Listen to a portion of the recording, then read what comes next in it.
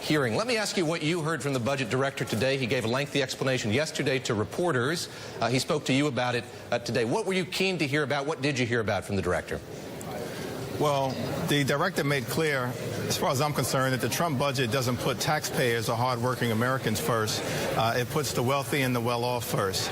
It balances itself on the backs of working families, middle-class folks, senior citizens, the poor, the sick, the afflicted, as well as rural America, all to ultimately provide the wealthiest amongst us with a dramatic tax cut.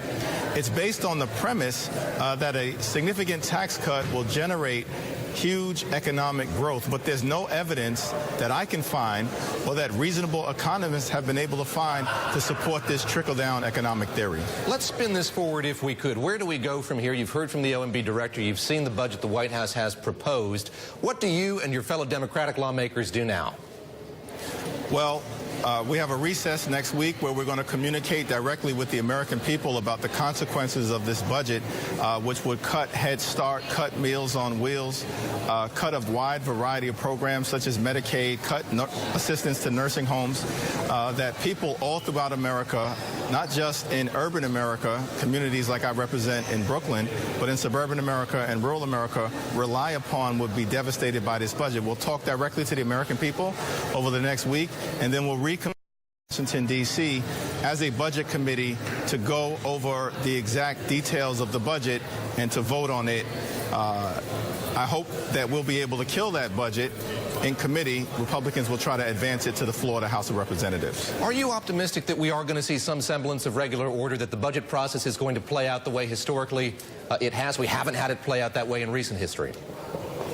Well, the Republicans have run on the concept of a return to so-called regular order, where we would have a hearing, a markup of the budget, it would go to the floor, voted on in the House, over to the Senate, and then sent to the president. It's not clear to me that many of my colleagues on the Republican side of the aisle want to vote on a budget that would be so devastating to the constituents that they represent. It's good to parade the headline that this is a budget that is fiscally responsible and will reduce or eliminate the deficit over the next 10 years. But the more that Americans learn about the details, the fine print in what is being proposed, the more they're likely to reject this Trump budget. Do you agree with the director of the OMB when he says that when you look at a lot of the programs the government funds, not enough focus is placed on how you get people out of having to use those programs? Is there too much contentment within Congress, within government, for those programs to exist as they have been, not a big enough appetite for reform? Well, we want to make sure that we can provide Americans in need with a hand up, not a handout. There's uniform support for this. The notion that government programs create dependency does not find any support in the academic literature or in the objective studies that have been created. That's just a smokescreen, an argument that's made by many of my colleagues on the other side of the aisle, or the OMB director, to justify the devastating cuts that are being made. Yes, we want to create a situation where we can create more jobs and economic for hardworking Americans out there. That occurred during the last 8 years of the Obama administration. 12 million private sector jobs were created without any cooperation from the other side. We as Democrats are willing to work together on this issue, but we have to have Republicans who are willing to help us find common ground. The White House says that Democrats are complacent. They're willing to live with 1.92% growth. They're not willing to be aspirational to think the U.S. economy could grow at 3% or 4% as the White House thinks. However dubiously the economy may here in the next couple of years. How do you respond to that criticism, that there's a complacency in the Democratic Party when it comes to economic growth? Well, America's a great country, and we've experienced considerable economic growth under Democratic presidencies. Barack Obama, for instance, inherited a train wreck of an economy, a mess that was handed to him by George W. Bush. 400,000 jobs lost during the 8 years of the Bush administration, 12 million plus jobs gained under Barack Obama.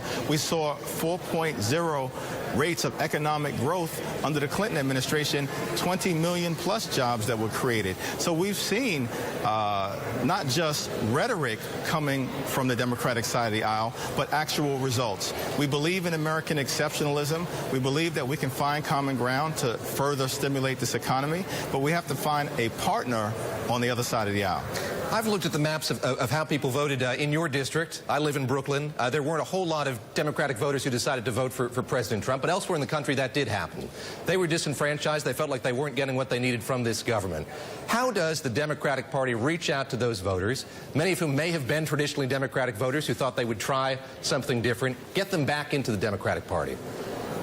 Well, we have the policies that are designed to help out hardworking Americans all throughout the country, in rural America, in the Rust Belt states, and in inner city communities such as those that I represent.